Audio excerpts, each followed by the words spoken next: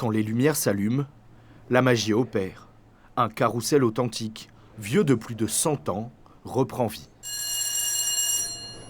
Et voilà, c'est parti, prenez place. Le bois grince un peu, un bruit suranné couvert par la musique de cet orgue rococo. Aux manettes, Didier Van Eyck, un passionné d'art forain. Il imagine son musée autour d'un concept. Ses attractions sont toutes accessibles au public. Un manège sans enfants ou sans adultes, parce que ça c'est un carrousel pour adultes, c'est pas un manège.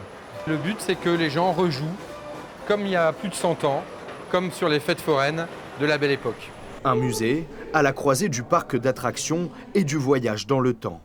1300 mètres carrés d'une ancienne carrosserie industrielle abrite désormais la collection personnelle de Didier Van Eyck.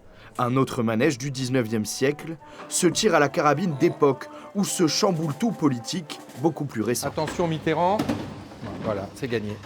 Ce sont des objets d'art populaire qui sont particulièrement expressifs. C'est-à-dire que chaque objet raconte une histoire, a son vécu, a sa propre vie et a fait tellement partager d'émotions, rire des enfants, voyager de ville en ville, de village en village pour amener la fête, pour amener l'esprit de la fête. Une vie entière passée à chiner, brocanter chacune de ces pièces.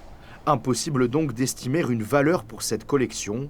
Pour Didier Van Eyck, l'essentiel est ailleurs. J'achète un jour un cheval de manège à la braderie de Lille et ça a été le début de cette collection. J'avais 18 ans. Et c'est vrai que c'est une grande satisfaction quand on aime ces objets et quand on les a chinés, de voir les yeux émerveillés du public qui se dit « Ah, c'est formidable, vous avez fait quelque chose de merveilleux ». C'est une satisfaction incroyable. Ouverture des portes dès que possible, quand les restrictions sanitaires seront elles aussi devenues un vieux souvenir.